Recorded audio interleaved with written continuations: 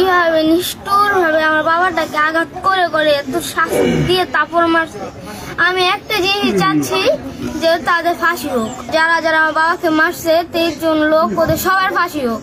একজন যদি না বাঁচতে পারে, আমাদের এতিম করছে এই বাংলার বুকে। আমি চাই না আবার যাদের জন্য কেউ কার সন্তান কেউ বাবা হারাও। আমি এটা চাই না আমার মতো কেউ এতিম হোক, কার সন্তান কার বাবা হারাও, কার মা নিজের সন্তানকে হারাও, কার বোন তার ভাইকে হারাও। আমি এটা চাই না।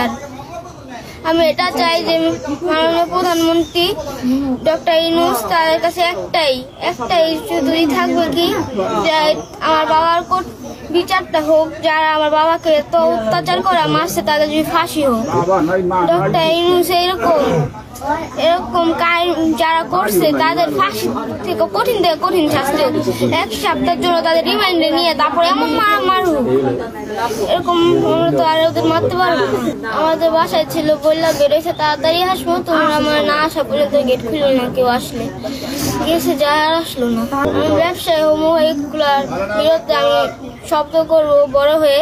আমি চাই না আর কেউ কারো কিছু হারাক।